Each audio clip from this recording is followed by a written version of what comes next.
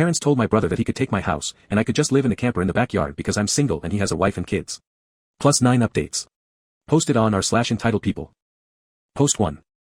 I'm a single man in my early 30s. I've got a brother who's 29, and he's already got 4 kids now. He had his first at 22, and the second followed a year later. Then the third 2 years after that. And the fourth is the most recently born a couple months ago. His wife, my SGL, and I do not get along as she always likes to try and get a rise out of me by acting superior. Then turns into an extreme self-victimizing drama queen if I retaliated against her in any way. She can cry in an instant and can put on an extremely convincing show to get sympathy from just about anyone. My parents and brother absolutely adore her, even though they know exactly how she really is and just don't care. She's very good looking, I'll give her that. But she's so awful that I could never be attracted to her. She also refuses to get any sort of job, even though she has a college degree and my mother willingly helps with the kids all day. So their finances are entirely dependent on my brother. This also means they can't afford to live anywhere but my parents' house. And privacy is a bit of an issue with all of them under one roof in a 3-bedroom house that was built in the 60s. Growing up, my younger brother was also the obvious favorite. We're 3 years apart in age, but he developed a superiority complex because I was badly punished if I retaliated against his antics in any way back then. It was obvious my parents cared for him a lot more because he got the lion's share of everything unless people called them out on it, which did happen a fair bit by other members of family. Which is why my parents packed us all up and moved us about 150 miles away from them. So they generally would see us on holidays since it was a 3-hour drive. My brother got physically abusive towards me on a number of occasions, flirted relentlessly with my first girlfriend to the point she broke up with me, and laughed at any misfortune I had. And my parents just told me to suck it up whenever I was upset about it. I only got equal treatment when my parents wanted to keep up appearances. I admit it was rather funny to see the looks on their faces whenever they had to treat me equal to my brother on birthdays and Christmas because other people were present. We had relatives that were very nosy and loved gossiping drama. So my parents did their best to hide what was really going on and threatened to take all my stuff away if I didn't keep my mouth shut. If anything, it just made my parents celebrate more when I turned 18 and moved out because it meant they no longer had to provide for me. I wasn't even done with high school yet when I moved out, but couch surfing was far better than living with them. I was low contact ever since leaving home. They didn't even show up for my high school graduation, but I really didn't care. From that point on, I would usually only see my parents and brother on holidays like the rest of the family. The start 2020 pandemic was not kind to me. I lost my job and couldn't renew the lease on my condo because my roommate also lost his job and neither of us could afford the place on unemployment money. It was a rented 2-bedroom condo that I really loved. As the lease was ending, my roommate left early to move back in with relatives, and I had to sell nearly all of my stuff because I was soon going to be homeless if I didn't downsize to an extreme. I really shouldn't have rented a place that was so expensive, but I liked living the high life. Until that life wasn't kind to me, and I realized I should have been living somewhere far cheaper so I could have saved more money to fall back on. But I had a plan. I own a truck simply for the fact that I've always loved trucks, so I found a $1,000 camper in good shape and put it on my truck just so I could live out of it for a while. It was supposed to be temporary, but I ended up living out of it far longer than I ever thought. I originally was hoping to be able to live out of the camper at my parents' house, where my brother and his family still reside as well. But when I asked my parents to let me stay for a while, they told me they had a full house and didn't want me there. Plus, we hadn't exactly gotten along in the past decade. They said they'd only agree to let me park my camper there if I paid them basically what it'd cost to rent an apartment in my area. That was way too much just to park my camper. I was jobless and trying to save as much of my unemployment money as I could till I could find a new job. I may as well be living in an apartment with that rent price they were asking. My parents called my camper an eyesore and told me to take a hike since we couldn't come to an agreement. And Estelle thought it was absolutely hilarious I had to live in a camper. My brother joined her in pointing at and mocking me while calling me a homeless bum. I parked my truck/camper in a store parking lot to sleep on the first night that I had nowhere else to go. I felt scared out of my mind that someone might try to break in. Suffice to say, I didn't sleep well that night. There was nowhere else I could go as any other relatives that owned houses were fairly far away, and all my friends were all apartment people. And I was pretty attached to my area as well, so I didn't want to just leave. I'd also had my mail forwarded to a friend's apartment. It was the only way I could still get my mail anymore. Finding a stable place to park was pretty difficult. I went looking around to try and find a job similar to my old one. It took months of living the nomadic camper life. In that time, I had to deal with a lot. Everything from beggars and drug addicts to people demanding I leave because my camper was an eyesore. At one point, someone who told me to move claimed to be with an HOA. I wasn't even parked on a street with houses. And when I questioned what HOA, they got incredibly belligerent and threatened me. I moved my camper anyway just to avoid the trouble. In order to have a steady supply of electricity, I learned to use a long extension cord to plug in anywhere I could to recharge my camper batteries. This meant sneaking around and plugging it into an outside outlet of a random building while parked on a street. I know that's a crummy thing to do, but I had to keep my batteries charged so my refrigerator would stay cold. I had a small solar power bank for recharging my phone, but I didn't have anything like a generator. And generators are noisy and require fuel anyway. So I did what I had to do. After months of living like that, I finally managed to get a new job. I had to move to the neighboring city to find a job that didn't involve retail. I worked retail while in college and promised myself never again. Though I was nearly ready to break that promise, I was still getting unemployment money. But I had no stable place to live while receiving it, and I didn't want to still be jobless when it ran out. Plus, I was bored out of my mind. I had little else to do but read, watch movies on a small portable DVD player, use my phone or laptop, and keep note of where I could park and what local public bathrooms I could use. I kind of envy that the Japanese have public bath houses. We could really use stuff like that over here. When I finally landed a new job, I practically lived in the back lot of the building by the warehouse in old employee parking spaces literally no one else seemed to bother using because they were so far in the back that the area was borderline forgotten. My boss/company owner actually liked this arrangement because I was willingly available to take any shift I could get, so long as I had enough sleep. He even let me take the camper off my truck and set it up in one of the spaces so I could drive around without it. Not exactly sure if this was legal, but but no one bothered us about it. The entire time I lived back there, I didn't have to deal with many trespassers. There were a few, but the security guards escorted them out. I was pretty much on call almost all the time when they needed me, and was working virtually every day of the week. My boss let me plug my camper into the building for power and water, and I paid a small amount of rent by working for free on Sundays when no one else was in the office but the janitor and security guard. Beyond that, I usually had to shower at a friend's apartment or at my local gym, as the camper didn't have a shower in it and only a portable toilet. And I didn't want to fill it because emptying it is a nasty chore. So I used other bathrooms as often as I could. I had a key to the warehouse and could go in to use the bathroom there at any hour. I was even on a first-name basis with the night security guard. He's since become one of my closest friends. The camper was easy to heat in the winter with a small electric heater. Summers were not fun though. The camper didn't have AC, so I had to get a used portable air conditioner just to make it bearable. I made a lot of overtime pay and hands-on learned some new skills from other employees. Eventually, midway into this year, I landed a better position in the company as a supervisor and started making a better salary than my old job. That's when I decided I wanted a house. The scare I'd gotten from losing my condo made me realize I needed something much more stable for the long term. I looked around for something close to my work and just 2 miles away found a 3-bedroom manufactured home on a small property. But I managed to get it for $10,000 less than the asking price somehow. I used nearly my entire savings for a down payment and got approved for a home loan. I finally didn't have to live in a camper anymore. There was enough space for me to back my truck in behind the house to take the camper off to set it up in the backyard. So I put it there as its own little building just in case I want to use it again. When I was fully settled in the house, I was dumb enough to brag about it on my book of faces. My family saw the post, and that's where this shit really starts. After a few weeks, my parents and brother along with his family came to visit completely unannounced to have a tour of my home. I didn't even give them my address. So how they found out where I live, I still don't know. None of my friends have fessed up, and no prior family members visited me before that. So I wonder if they stalked me at work and followed me home or something. It really wouldn't surprise me. Once I opened the door, they practically all shoved their way in like rambunctious tourists. Then just started making themselves at home. They all kept poking around, and SAL had this creepy smirk that she was repeatedly flashing me. And it was only later that I figured out why. And it made me madder than a bull on steroids that just got stung by a hornet. My parents were constantly talking about how I've got so much extra space now. And it's too much for someone like me who has no wife or kids. Sure, not now, but maybe someday. And my brother kept remarking about how there was more space than our parents' house, and my house was closer to his job too. Red flags all around, I know. Eventually, my brother asked me to speak privately. Everyone else suddenly left the room and piled out onto the front porch. That's what finally made me realize they'd planned something. My brother, let's call him Dan for the sake of simplicity, said the house was too much for me alone, and I should let him move in with his family because his wife is pregnant with kid number 4, and my house is much closer to his job. He pointed out that I already have the camper, so I could just live in that outside while they live in the main house. And I'd like to point out that Dan never once spoke of offering rent. Mind you, he's got a good job. He also started talking about how there would be changes, and even curfews, and that I couldn't just walk in at any time without prior notice. If it weren't my brother, I'd think the person I was talking to had lost their mind. But Dan lost his marbles long ago thanks to our parents treating him like he was the center of the world. I tried to speak, but he kept talking over me as if I had no say in the matter. There was no way in hell I'd rent my house or parts of my house to him. Other people maybe, just so I can pay the mortgage off more easily, but certainly not him or his nasty wife. I've heard of this exact kind of situation in videos online many times, and never once did I think I'd actually live it because I thought it so ludicrous. But my parents, brother, and SIL do all fit the bill for a bunch of narcissistic, entitled crazies. So I picked up my phone and set it to start recording, then just held on to it. Dan didn't even seem to care or notice that I'd done this, and just sat there with his arms waving around while talking about all the reasons of why he needed my house. Then went from saying that to acting like it was a done deal and trying to reach out his hand to shake mine. That's when I finally showed my backbone and said, "Hell no." And I said it loud enough that Dan stumbled backward for a second. I'd rarely ever raised my voice to him on that level because I was punished by our parents whenever I did. But this was my house, not theirs. My spine can be as shiny as it wants here. I stood up and then told him that my house was not up for grabs. And acting like I'll let him move in just because they want it won't make it happen. I bought my house for me, and it's not my fault he keeps having more kids and has to keep living with our parents because he can't afford to move out. Dan got as physically close to me as he could without actually touching me and said that I didn't deserve the house and he needed a better place for his family to live. I laughed back in his face and said that was total bullshit because I worked hard to be able to buy my house. Of course I deserved it. Dan started yelling that I have no wife or kids and I don't need all the space, so I may as well give it to him. I said I'm not giving him anything, and he never even offered to pay me rent. If I let him move in, I'd still be covering the entire mortgage on my own house without even being able to live in my own house. Then Dan told me that he shouldn't have to pay rent because his family comes first, and our parents said I was going to do this, and that I will. I yelled, as if their word was law or something, and told Dan that they did not have the right or power to give my house to him. Then right one cue my parents and SIL barged back in through the front door and surrounded me to try and force me to agree. There was a lot of fighting, but to sum it up from this point on I heard the line, "Just do it for Dan," way more times than I can remember. In the fight, I told them all they don't have a say in my life or my house, and to get out before I called the cops. SIL screamed the loudest at me about how she was pregnant again, and I can't do this to her. I said I did nothing to her. She just assumed she could take from me like I would just allow it. I had no obligation to her or her family. Then I called her a stuck-up bitch who never had any respect for me. So I don't care what she thinks or how many kids she has. I have no sympathy for her. She won't be living in my house. Well, that made her angry enough to attack me. She got in one good hit on my face and tried to do more, but my brother held her back, kicking and screaming. She kept demanding he let her go so she could scratch my eyes out. The phone I was holding recorded pretty much everything. So I held it up and said I was going to call police if they didn't leave right away. My parents told Dan they were leaving. Then my mother said that I had a week to come to my senses. I told her I won't be, and to not come back. Then I told SGL that my phone recorded everything, and if she tries anything, I'll press charges for assault. She screamed at me and then stormed out loudly, crying with her face in her hands. My mother was the last one out the door and said that I better do this for Dan and SIL. I responded by telling her I won't be. Post 2.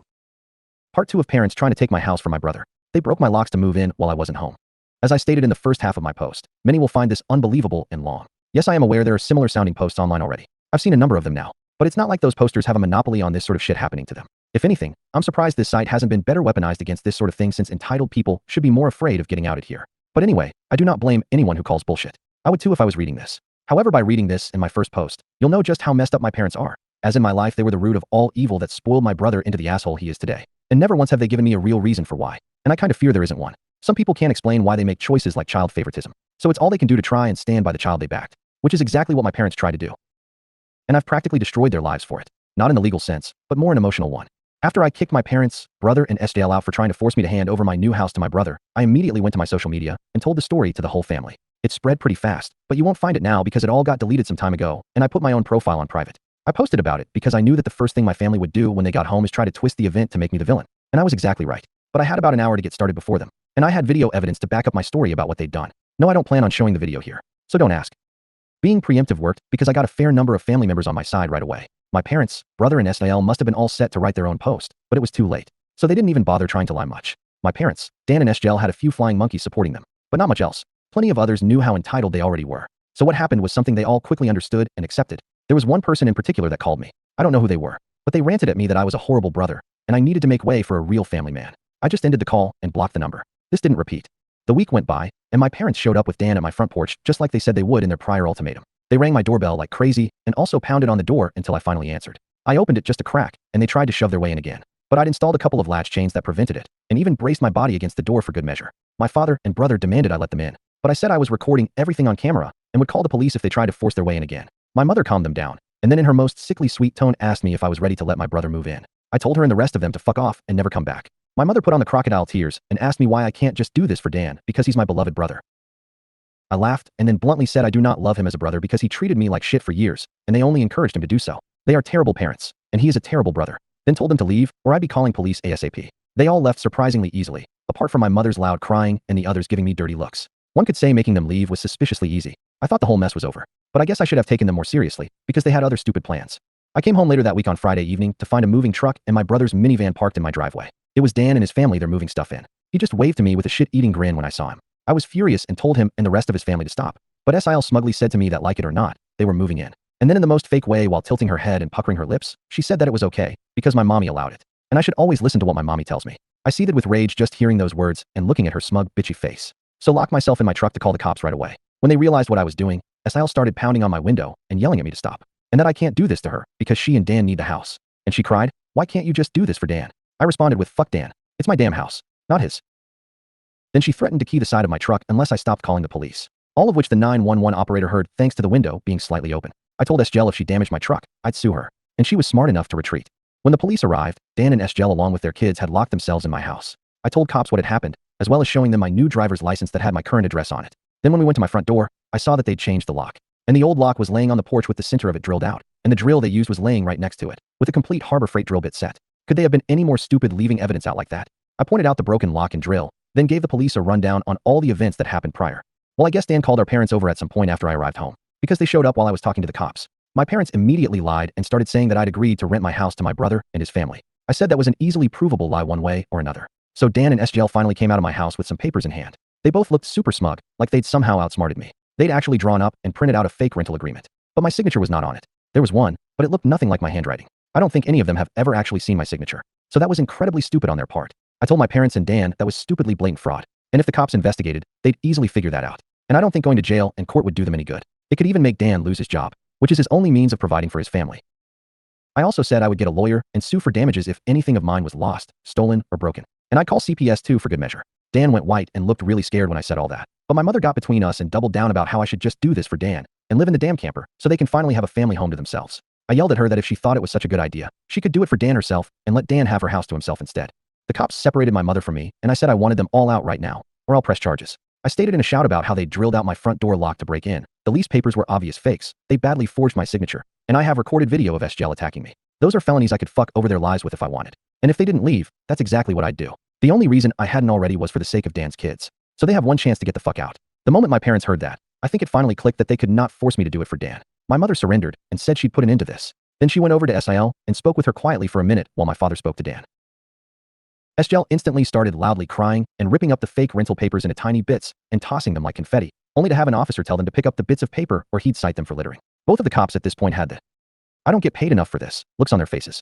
Dan had to start telling his kids to load their stuff back into the moving truck. The kids were all crying, and the eldest was sobbing that he won't get his own room now. SGL and Dan gathered their kids up to try and make one last pathetic attempt to guilt me with the sad family routine. You know, where they all gather together in a sort of group hug while all facing one direction. I swear, I think they practiced it beforehand. All of the kids had the same pleading look with quivering mouths. SGL kept rubbing her pregnant belly and tilting her head to look like a sad puppy, and my brother just made the saddest face he possibly could and said, "Please don't do this. We need to be able to live here." But I didn't falter and told them to keep packing. All the kids and SGL turned the crying up to 11, and Dan yelled at me, "Are you satisfied with yourself? You've denied us a home because you're too selfish to share and help out family." I ended up laughing like a maniac and retorting that what he was trying to do was taking, not sharing. And no amount of crying will make me let his family move in because he's no brother of mine anymore. He's just an entitled prick who thinks he can take whatever he wants from me like when we were kids. Dan started F-bombing me until the cops told him to cool it or he'd be in cuffs regardless if I wanted to press charges. He sucked in his lips and looked a mix of afraid and supremely pissed off. I asked the cops if they could stick around until my parents, brother, and SGL had all left. And they said they had no intention of going anywhere until this had been resolved. In fact, in the next few minutes 2 cops became 4 as more drove in for whatever reason. That gave my parents some extra incentive to get moving. I made Dan give me the keys to the new lock he'd put on my front door.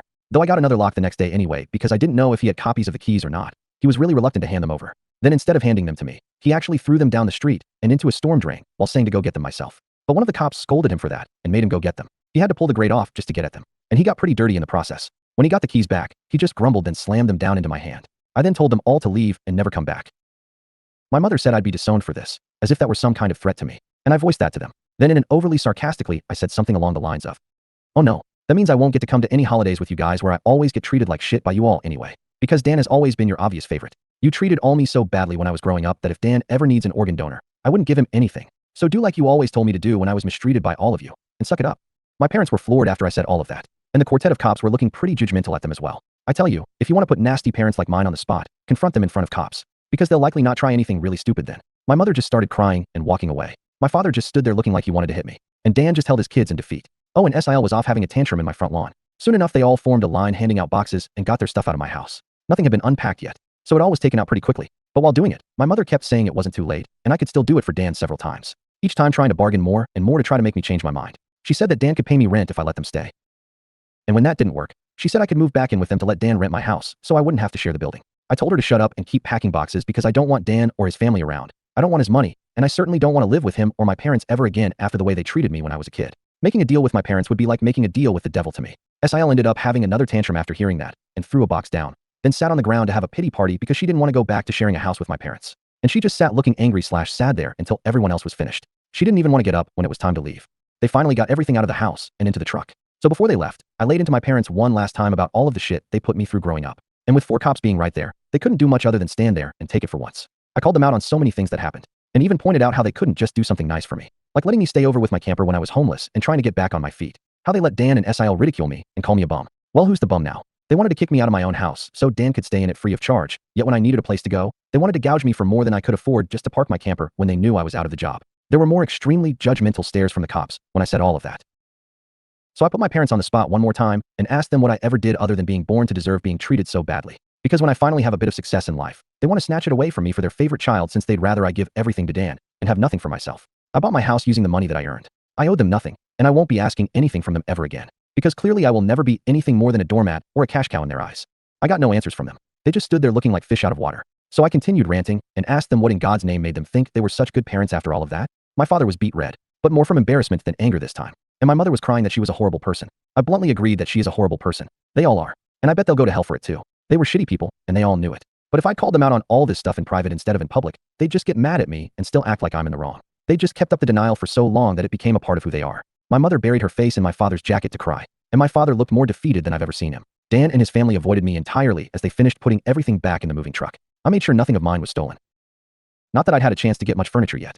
I was lucky to even have a couch at that time. They all got back in their vehicles, and SIL just stood staring at me with malice until my brother finally got her to drive the minivan home. And as soon as they were all gone, I got back online again and spilled the beans what happened. My parents were too embarrassed to even try and defend their actions this time. And while the family was somewhat split before this incident, it was now a landslide in my favor. Nearly all of the family has sided with me after this incident. And those who haven't simply aren't siding with anybody, no matter how much my parents previously tried to.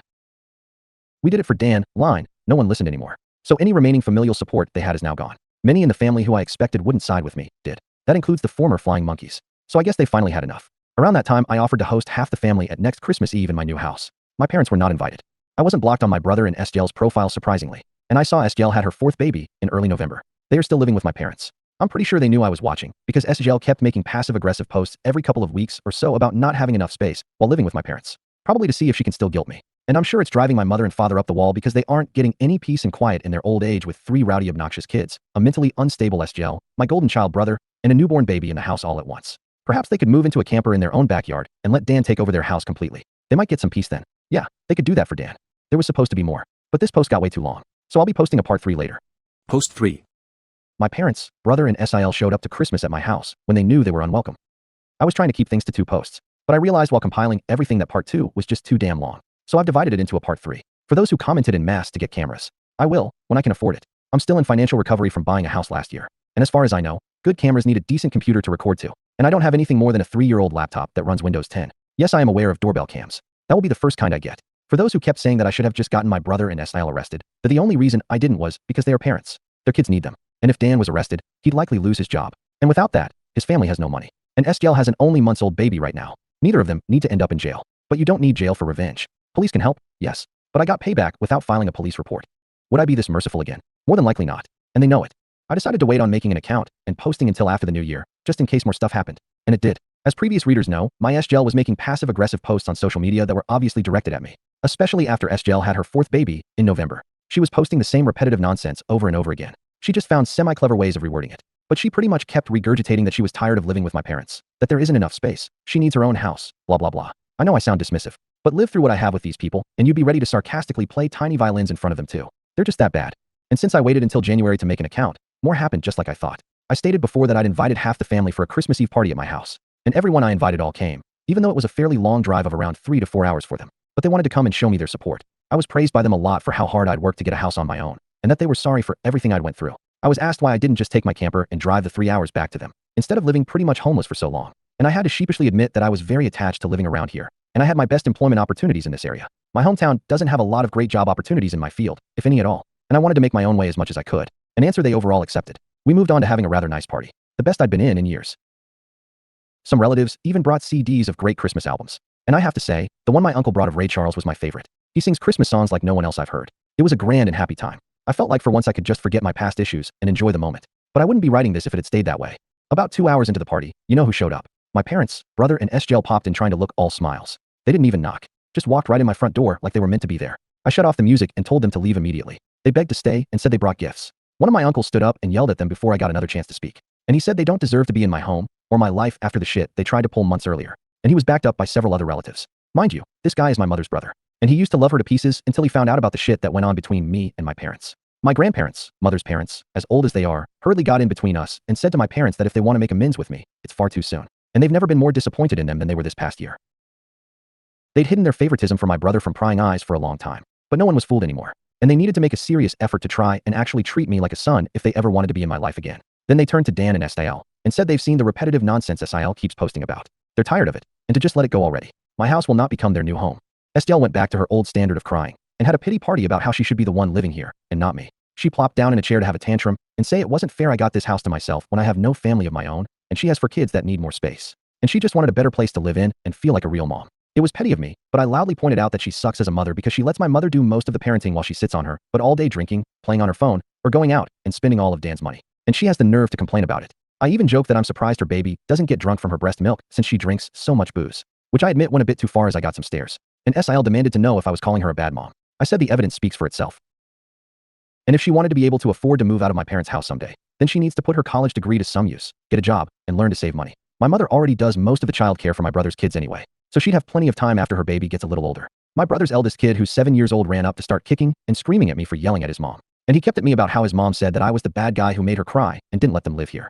That's when my brother grabbed his son to pull him away. But all the other relatives jumped back in, and this sort of turned into a family intervention against my SJL and brother. She was crying. Her new baby was crying. Her kids were crying. Hell, even Dan was very nearly in tears from the verbal lashing he was being assaulted with. He ended up just sitting on the ottoman I keep shoes in by the front door and looking like a complete wreck. He couldn't look anyone in the eye. He He couldn't even say 2 words to me. Not with a whole house filled with angry people ready to judge him if he tried to let out his inner golden child again. If they weren't there to get in his way, I'd bet this would have ended up a repeat of when he tried to order me around to try and take my house months earlier. By this point though, he'd been so thoroughly humiliated that his and my parents' reputation in the family was completely destroyed because the masks were all now off now. Soon after, my parents, brother, and SGL all left in defeat. The party resumed, and we all avoided speaking of what just happened for the rest of the evening. Since most of the adults had been drinking, everyone stayed the night in my house. I even let some of them sleep in the camper so there'd be enough space.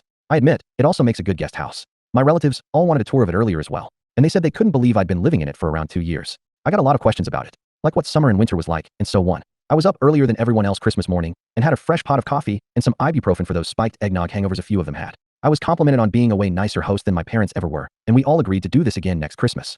After Christmas, SIL did finally stop making posts that were obvious digs at me and deleted all of the old ones as well. But shortly after the new year, she more recently made a new post complaining about how she tried to convince my parents to get a camper like I did, so it could be set up in the backyard so Dan and his family could use the whole house as their family home. Well, a taste of one's own medicine is never fun, because my parents turned that idea down, vehemently I hear. No one is going to push them out of their own home, let alone their master bedroom. The post was only up for a couple of days before SGL removed it, and she has hardly posted anything since then. She loves to complain, but if a tree falls and no one is around to hear it, can it still complain? So I guess has realized there's no point in doing it when no one hears her anymore. And Dan can't afford to move his family out on his salary alone anytime soon. If they end up expecting another child in the next few years, I won't be surprised. Things mellowed down for me since then, and I've even invited friends over for a poker night. I suck at poker because I can never remember a damn thing about it. But so what? We get to drink beer and eat junk food while being merry idiots. We all loaded up on Whoppers from Burger King and just had at it the best way 4 grown men can when they just want to have a good, unadulterated time and get pissed drunk.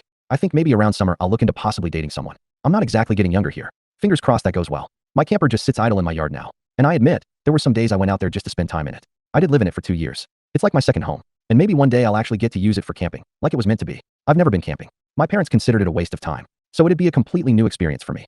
This pretty much marks the end of what happened. My parents, brother, and SGL have all been staying very clear of me. In fact, they seem to have gone back to acting like I don't exist, like they did before I bought a house. Not like that bothers me at all. It's better that way, but they'll inevitably come back in some way. I know they will. I just wonder what kind of stupid thing they'll do next. If anything notable like all this ever happens again, I'll make another post if this account is still active. Post 4. My parents and Dan were back sooner than I thought, and they wanted money this time.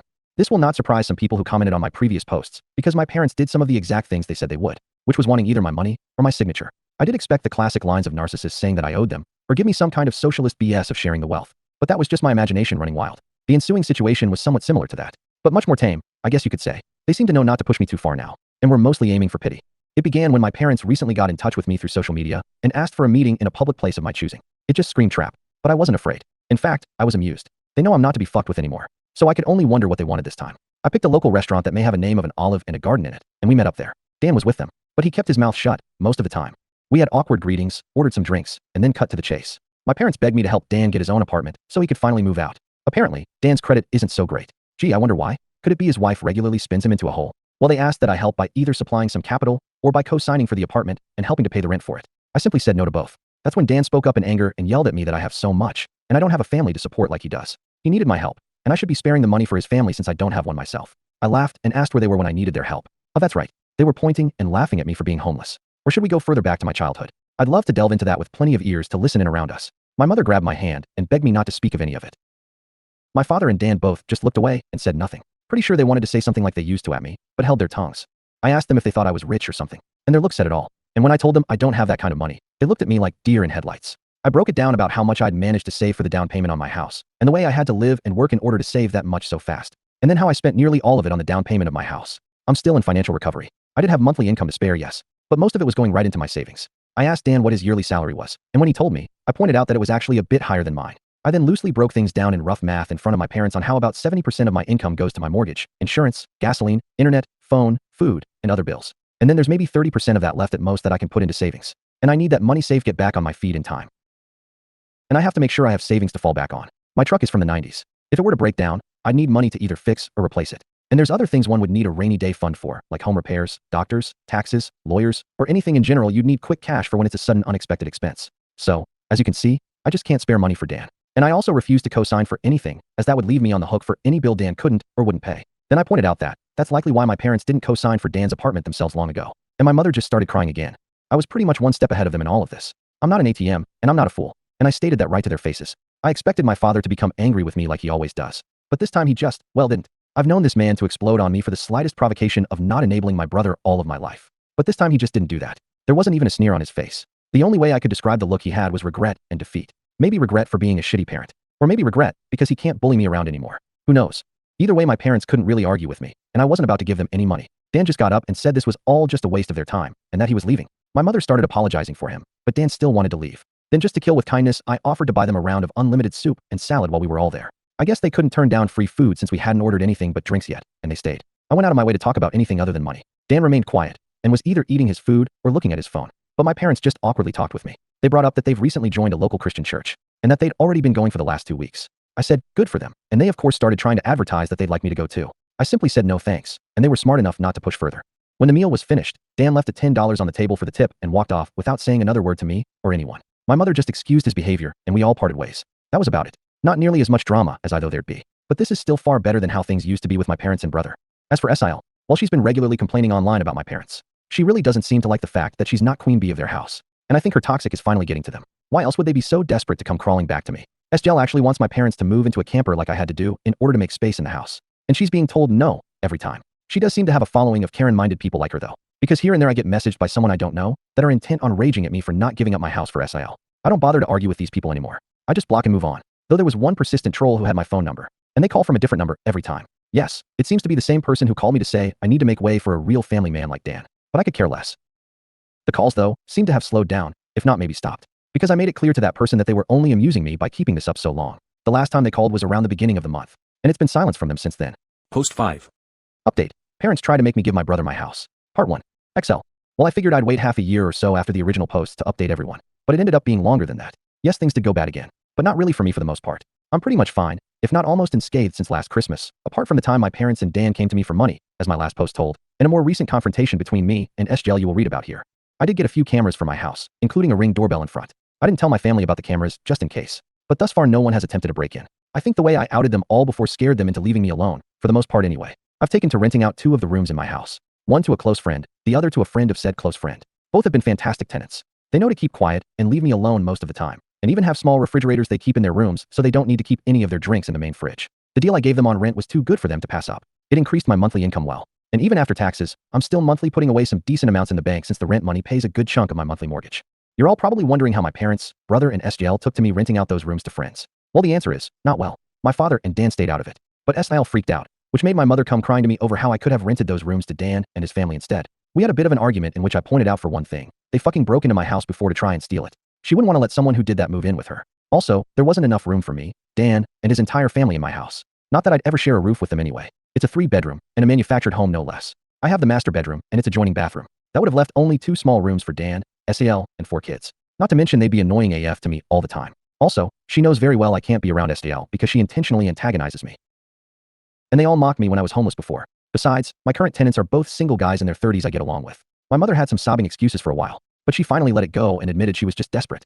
Edit. Parents found out I was renting rooms out because SIL basically stalked me in some way. Then she told my parents, and then my parents contacted me, and then my mother came over to cry about it.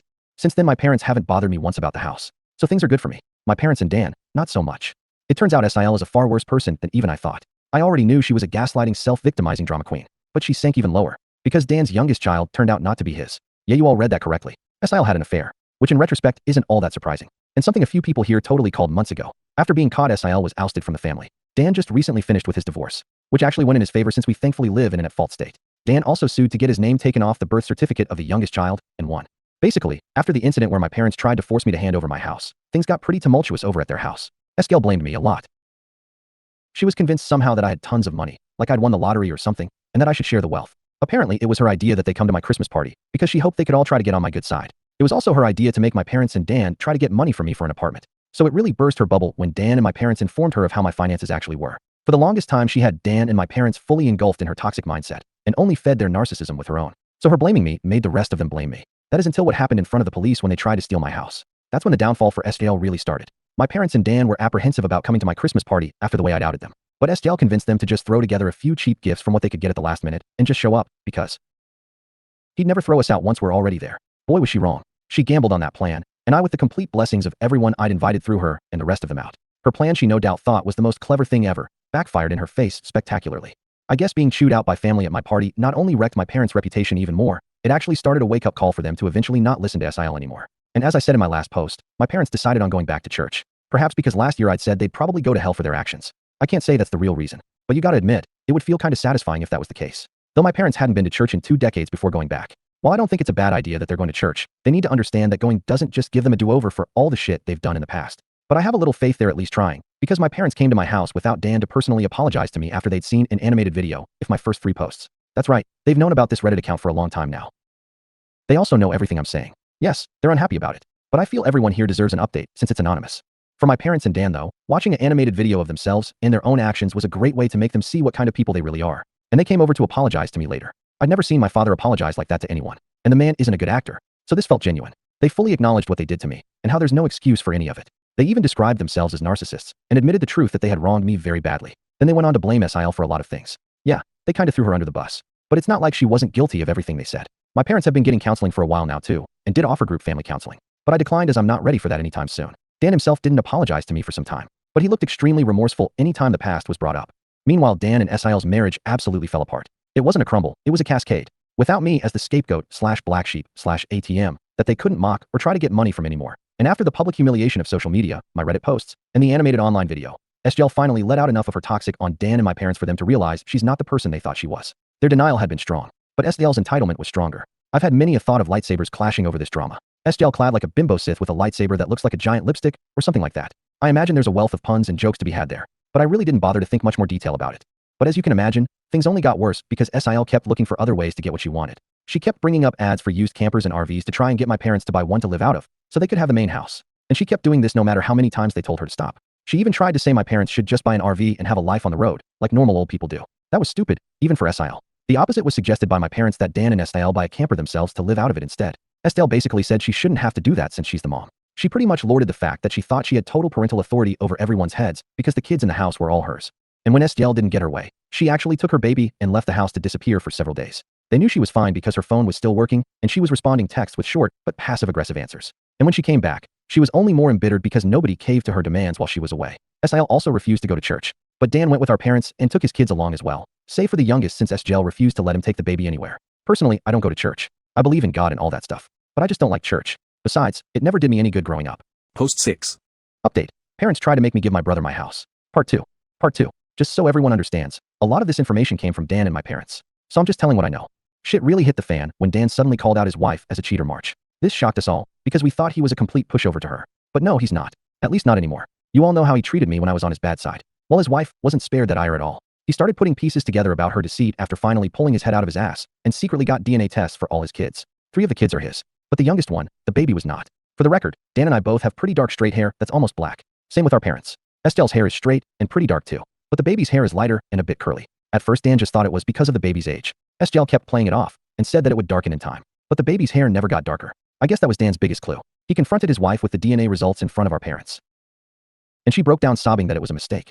SIL pulled out all the Darvo stops of denying, trickle-truthing, and gaslighting. But Dan had none of it, and actually had done more to find out about her affair than I would have ever thought. I knew he was smart. He just let himself be dumb. He had detailed proof of her cheating with phone records, texts he got off her phone, bank records, and the DNA test. He even identified the man she's cheating with, who is likely the father since he has much lighter colored curly hair. The evidence against her was crystal clear, and Dan said she was so bad at hiding her affair, he didn't even have a hard time figuring any of it out once he started looking. My parents demanded that SIL leave their house immediately. That's when she went psycho on them all. First in just yelling, but she quickly got physical. Police had to be called by my mother. And yeah, SIL was arrested. She scratched up Dan and my father quite a bit with her long fake nails, and even harmed her eldest kid in the crossfire by hitting him hard enough to have a black eye and nosebleed when he tried to intervene. Dan was smart enough to have his phone recording nearby when he confronted her. So the police had all they needed to arrest her for assault. SIL's parents had to drive over to bail her out. Then they came back for the baby, SGL's stuff, and her car as well. A couple days after SIL got bailed out, she showed up at my house because I was apparently next on her shit list. As soon as I opened the door, she went on a delusional rant where she called me out about posting on Reddit, then said I was the entitled bane of her existence. I'm not sure, but I think she might have been high on something, because this felt extra crazy for her, and her eyes didn't look right. She claimed mothers with young children are the most sacred thing in the world, then went on yelling that giving up my house shouldn't have been too much to ask for, because supporting the family was the least I could have done, and if I had, then her family would still be together. When I tried to talk while she was spewing all that out, she actually attempted to shove me and cover my mouth. She even had her hand poised like she was ready to scratch me.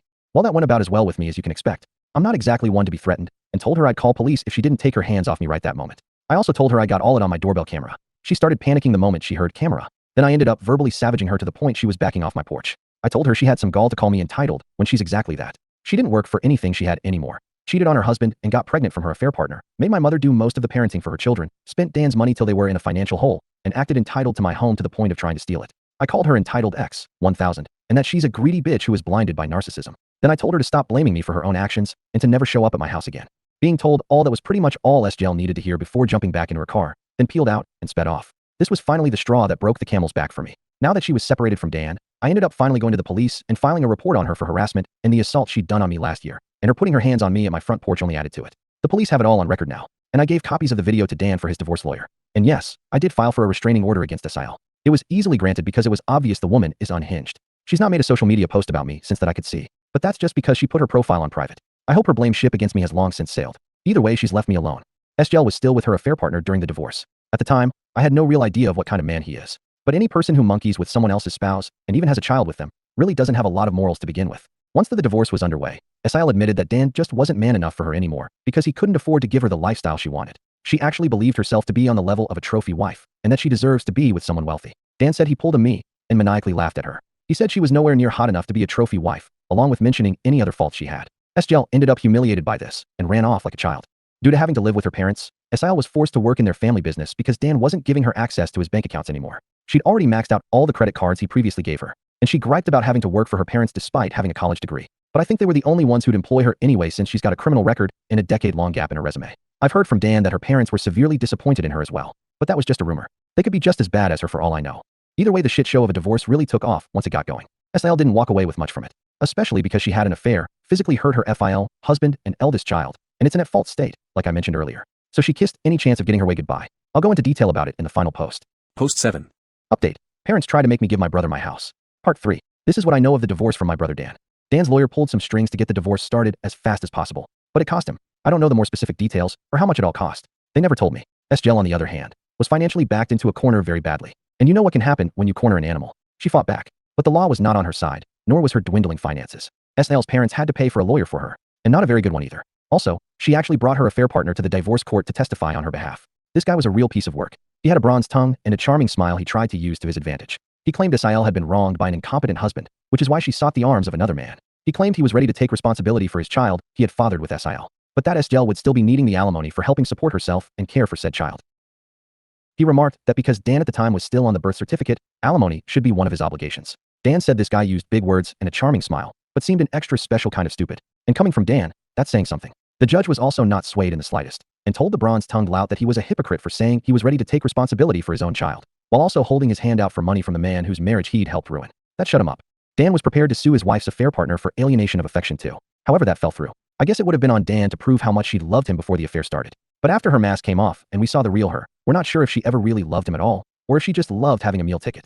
Someone here pointed out SIL probably kept popping out kids to avoid getting a job. And you may have been right. Either way, SGL tried dragging out the divorce. But Dan's lawyer and the judge kept that from happening much. I swear, Dan must have seriously lucked out, because he got one of the meanest and most unsympathetic to cheaters judges in the state. And all the evidence we had on SIL made it easy to keep her from playing the victim. So instead she just let her real bitch self out since there was no point in hiding it anymore. The court had all of the records provided by Dan and myself, police reports, photos and recordings to prove she was an abusive narcissist. There was a mountain against SIL that she had no way to climb over or hike around. She tried standing against the mountain, but that was prime avalanche territory. In the end of the divorce, SIL struck a deal to end things quick. Dan takes 3/4 of the credit card debt, gets his name off the affair baby's birth certificate, and SGL walked away with only partial custody of her children, no alimony, but also without most of the credit debts she racked up. Her being legally employed by her parents meant she had an income of her own to fall back on to start paying off her debts. She can see her other kids almost whenever she wants, and can take them on weekends. But for whatever reason has made very few attempts to even see them. She took them out to eat fast food a few times, but she never took them home with her. The kids are back in school now, so that gives her even less opportunities to see them. You'd think her parents would want to see their grandchildren, but they haven't contacted Dan about it. They barely saw Dan's children before that too. Now they may not even bother to see them at all. Do they hate kids or something? Even Dan doesn't know, but he tells me that his in-laws were always indifferent to him.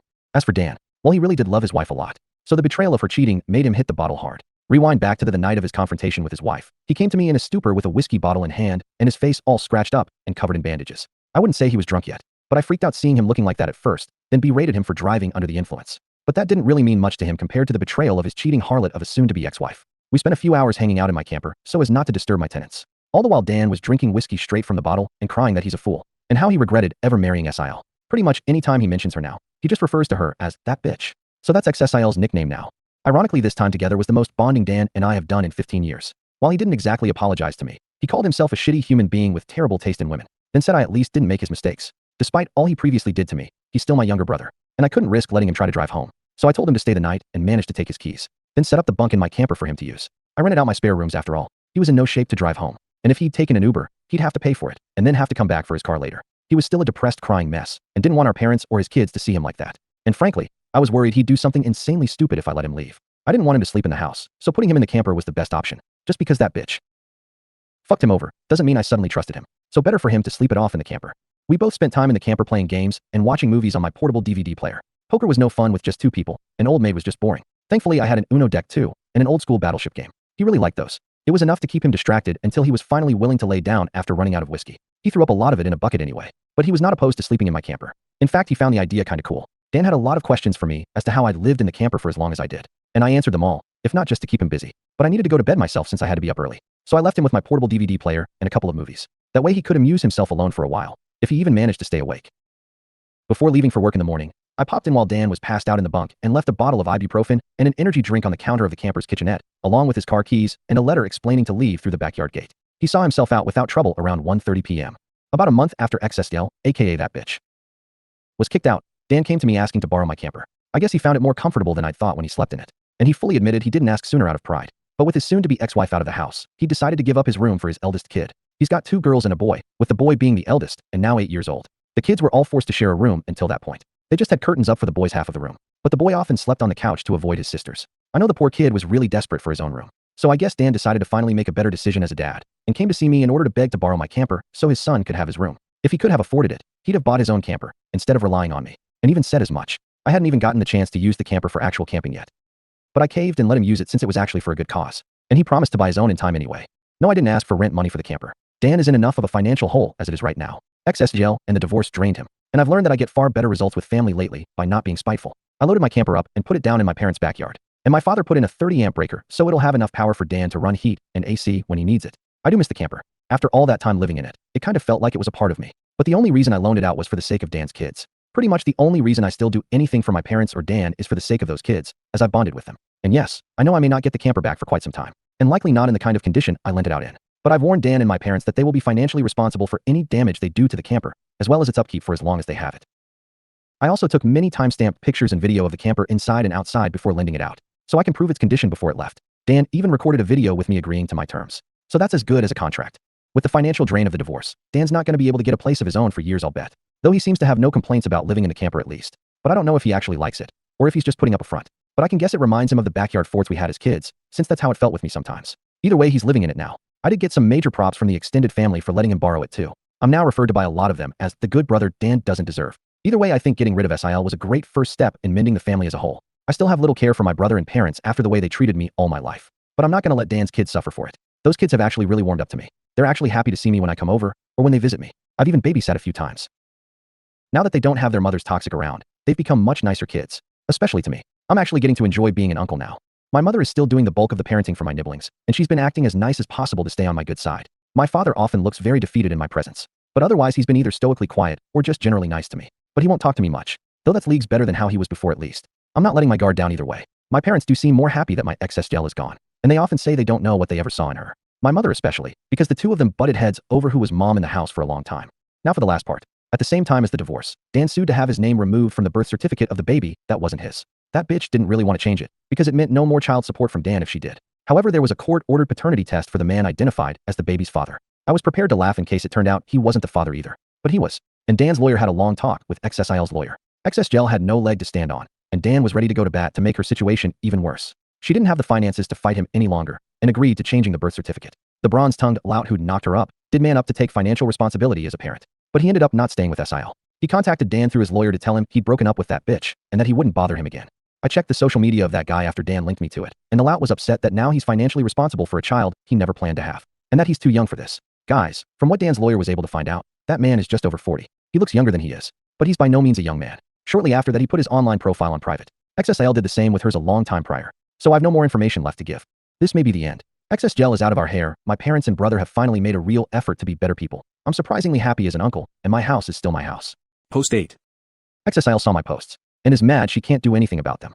No surprise XSGL saw my Reddit posts. She can't contact me about them in any way, but with a lawyer thanks to my restraining order against her. And she likely can't afford to get a lawyer right now anyway, since the divorce financially drained her too. So she bitched to Dan about it and demanded he tell me to delete my Reddit account. But not only has Dan read my recent posts, he no longer cares. He said they serve as a reminder of the prick he used to be, and he's not losing sleep about it. Besides, I've still helped him out despite all he's done to me. So he's not going to be upset about it. My parents have also made sure to try and treat Dan and I more equally when I'm around too. My father is still a man of few words around me though. Someone pointed out that changing now after so long of treating me as the opposite of Dan means he doesn't know how to connect with me anymore. And I think they're right. I don't mind the way he is now though. My mother has also developed a habit of saying she's sorry about every little thing in my presence. Dan told me that she and my father have been reamed a lot by extended family and their counselor. And now my mother feels like she needs to apologize for everything. This is all a stark contrast to how they used to treat me. Also, I didn't talk about before what XSL's opinion was on Dan borrowing my camper, so his son could have his and XSL's old bedroom. Well, like a stereotypical bully, she looked down on him and mocked him about it because now he's living like a bum, as she put it. But Dan took it all in stride and asked if she was done yet, because he knew this was exactly how she'd react. And he just plain doesn't care anymore. She's borderline dead to him, and her insults were on deaf ears. Then he pointed out to her that he was living out of the camper because he was putting his kids ahead of himself so his son could have his own room. Something his ex never did, despite being their mother. She just weaponized her children in pregnancy to keep from working and to emotionally blackmail everyone. Then he asked her to remind him how that was working out for her. Mind you, this was early on in their divorce. I'm sure you can all guess her reaction. Dan said his ex did have quite the tantrum about my recent posts, but no one has bothered to contact me on her behalf to take them down. So she just has to live with the well-deserved shame. She has been trying to act nicer to Dan lately. Guess the grass isn't so green living with her parents. Dan tolerates her as the mother of his children whenever they meet, but nothing more. He will never take her back. He's told me that he can never look at her like he used to, and the very thought of her turns him off emotionally. So XSGel pretty much has no chance of reconciliation. I have no new info on XSIL's affair partner. His social media is still locked down. Same with XSIL's. And it's likely to remain that way as long as I have a chance of reading them. Post 9. My truck got egged on Halloween. Happened in the middle of the night / very early morning on the 1st. I suspect it was my XSIL. But the person my cameras recorded was wearing layers of heavy sweats and had their face wrapped up along with big glasses covering the eyes. You couldn't really tell if they were a man or woman. They came on foot too, so no identifying a car. They did look about XSIL's height though, but that's not much in the way of evidence on its own. If it was XSIL, she knew about my cameras. So covering her face and body for petty eggy revenge was probably the smartest thing she's done in years. Way to finally put her college degree to use by egging a beat-up old pick-em-up truck. The egger showed up around 3 a.m. I was deep asleep and didn't hear anything. Whoever it was that appeared that night quickly threw a dozen eggs or so all over my truck. They didn't attempt to do any more damage at least, and were gone in a flash as soon as the last egg was thrown. I didn't see the mess till I was leaving for work in the morning. I ran my truck through a local car wash during my lunch break. That took most of the egg off. Had to scrub it a bit more later after work. Egg really isn't good for the paint. But the truck is from the 90s and doesn't exactly look mint anyway. I did take photos and filed a police report with the CCTV footage as evidence. But so far nothing has come of it. There was no real damage other than my minor irritation and $15 at a car wash. If XSGel did do this, then she was smart enough to only throw eggs and not key my paint or slash my tires. So my insurance wouldn't be involved. I don't think much will come of the police report as the cops seem to dismiss it as a probable prank by a teenager. I get they were probably overworked. But at least the report will keep a paper trail in case of future incidents. I waited till now to post because I wondered if anything else would happen. But no, just right back to peace and quiet. I would appreciate any good advice on the matter though, just in case something like this happens again. Update. Asked around with some people on the street about cameras possibly seeing the person who egged my car. My responses ranging from, we don't have cameras, to, it was Halloween and people pull stupid pranks. Let it go. The few people who were helpful told me that I waited way too long to ask, and the footage auto-deleted. So basically the egger got away. But if it was SGel, I'm guessing she had to walk around a half mile in those sweats just to not get her car spotted on camera or something. It wouldn't surprise me if she questioned if it was even worth the effort. Oh well, I guess I'll just wait and see if the egger comes back next year. I did hand out printed pictures of the egger though, and even stapled a few up on posts. So now people in my neighborhood are aware at least. The tenants renting out 2 rooms in my house have stayed out of it. And I don't really blame them. It's not their problem. Post 10. Dan returned my camper, and XSIL got a DUI. But I've also got a copycat that has made my family upset all over again. XL. To start this off, I came back after all this time to find 500 messages in my inbox, and 130 unanswered PMs. Please don't PM me anymore. There's just too many to answer. So if you PM me and I clicked ignore, I'm sorry. Just know that's why. It was not personal. I just felt too overwhelmed to reply to so many. But that's not what brought me back to Reddit. I decided to stay away at least a year because my posts were not exactly boosting family morale. So I didn't log in for quite some time. But then the other day my brother Dan spotted a video with an unbelievably similar to mine in far too many ways. Only it was about an OP with a twin sister instead of SIL. But it had so much of the same. Entitled narcissistic parents. Guy treated like shit all his life and then rendered homeless. Golden child sibling. Keeping the favoritism a closely guarded secret from family. While the OP was growing up, sister still in her 20s has 3 kids and was pregnant with a 4th. Sister's eldest son attacks OP. And above all them trying to steal the OP's house by breaking in while he wasn't home. So many parts were nearly identical. Even 2 lines like suck it up and my house is not up for grabs were in the video. My parents and brother are frankly pissed, and I wasn't happy seeing the video either. We've all been trying hard to get past our previous family dynamic and what XSGel put us all through. You can imagine it took a lot for me to let go of my grudges. But in a year my parents and Dan have improved more than I'd seen in my entire life before that. And I love me nibblings to pieces. So whoever wrote that copycat story, congratulations, you just sent my entire family right back into needing therapy. And yes, my family is aware I'm making this post. Now with that rant over, here's what I hope to be my final update. Now for what was stated in the title. I had a few naysayers before, but Dan kept his word. My camper was returned to me a few months ago, and in good condition. Dan took good care of it, and thoroughly cleaned it before giving it back. He and our father also resealed the roof on it once while it was in their care. Inside it's no worse for wear than it was when I was living in it. Only I got it back smelling like pine cleaner. There was some minor drama while Dan was living in my camper from a neighbor right behind them. Not quite sure she qualifies as a Karen, but she was close enough. She started yelling at them from over the fence about the camper, and started threatening police. My brother and father went off on her, and then explained Dan was living in the camper so his son could have his bedroom. Well, the neighbor still wasn't happy, but stopped with the threats. My father talked to her husband later though, and he was bull mad at her. Then he apologized on her behalf, and said Dan was doing a good thing by giving up his room to his son. The neighbor husband also congratulated Dan on kicking out XSDL, and said he was always afraid to mention before. But she was just a horrid woman. We can all agree on that now. So yeah, the neighbors aren't a problem anymore. Dan and our father managed to get some money together on the side, and bought a slightly bigger camper to set up in our parents' backyard. We needed my truck just to move it, but we got it in there. It's basically the best Dan can do right now till the credit debts his ex piled up are paid off. And even then, he's got the future of his kids to plan for. He may be living in that camper for the next 10 years, but it's preferable to how it was when he was married. His ex-wife certainly can't and won't be contributing to college funds for the kids, except maybe for her affair baby. Dan's camper is admittedly better than mine, and it's newer, bigger, and has its own bathroom. Mine does not, although Dan never really uses said bathroom. It's basically become a closet since the toilet and shower are so tiny. If he needs to take a leak or something, he just goes in the house. Dan and I had a joking laugh about me being jealous he's got the better hobo house, and we bantered like sarcastic gentlemen about it. He's kitted out his camper with some better amenities, like a flat-screen TV complete with streaming, video games, and DVD. He said it feels like he really has his own place now, even though he's just in the backyard. And he's much happier now that he's divorced. Dan tells me one day he'll get a truck too, just so he can move the camper on his own someday. But for now he's sticking with his minivan for the sake of his kids. So his camper is sitting pretty where it is, and mine is back in my backyard where it belongs. Though it's not gone and used. I temporarily rented it to a cousin who moved into the area for work, and they were only in the camper about a month before finding their own apartment. Other than that, it serves as a guest house when needed. Relatives come by to use it when in town, so as to not need a motel. My nephew has come over to stay in it a few times for fun as well. His sisters don't really have an interest. The camper the closest he's ever been to camping. Same here sadly, because I didn't buy that camper to camp, but to live. As for my parents, they've gotten therapy. My mother got medicated for her mental problems, and fully acknowledges her terrible past mistakes as a parent with all of the favoritism, as does my father. My father is still awkward around me, but he's been fairly active in his church, and is working hard to rebuild the family reputation as best he can. And Dan has cut back on drinking a lot since he isn't so stressed out anymore. He's even taken up exercising. He's in pretty good shape now. And he told me his ex-wife saw the picture of him he posted online after shedding 20 pounds, and called him to compliment. He didn't take the bait. As for the holidays, my parents, brother and nibblings all came to my Christmas Eve party last year, along with most of the other relatives who came the year prior. No problems at all, save for the fact none of them could stay the night in my spare rooms anymore since I rented them out. Both of my tenants were away seeing their own families too. Things went swimmingly. Not only was XSIL not invited, she wouldn't have been able to crash the party anyway because of my restraining order against her, but she also barely made any attempt to spend time with her other kids either. She only bothered to see them twice a month at best. She didn't even send them any gifts for Christmas or birthdays since being outed as a cheater, and the kids were initially pretty upset about that. But now they just don't care. XSIL, I guess, decided she was going to try to live like she was single again, despite having a baby at home. And it didn't go well because life gave her one hell of a cheese slap. On New Year's, XSGel went out late to party like it was 1999, and she got pulled over by a cop on her way home. She got arrested for DUI, and her car was impounded. She called Dan while being arrested begging him to come get her car to keep it from going to impound. He told her he was not helping her, and she could deal with it herself. Dan has drank and drove, so it was kinda a little hypocritical. But this woman put him through so much, I don't blame him for rebuffing her. Some flying monkey of XSALs called Dan to berate about him being a terrible person. Pretty sure this was the same woman who called me a while back. Dan had none of her shit, and went off on her with a long tirade about his ex's cheating, what happened in the divorce, and that he has no sympathy for his ex since she left him with mounds of credit card debt, and she does nothing for their kids anymore. The flying monkey didn't call back. We still don't know who she was, but Dan said she sounded like a religious nut.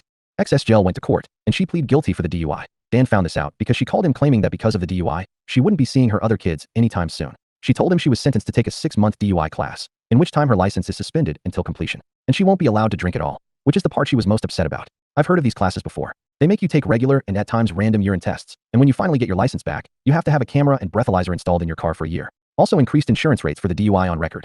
XSIL has not been having a fun time, but I have no pity for her. I don't drink and drive. Sadly, that's all the info I have on XSGel, as she's kept minimal contact with Dan for some time now, and eventually she'll probably stop contacting him altogether unless absolutely necessary. I don't know anything else about SIL's parents, or her affair baby. Even Dan doesn't know, but I do still have a bit of info on someone else.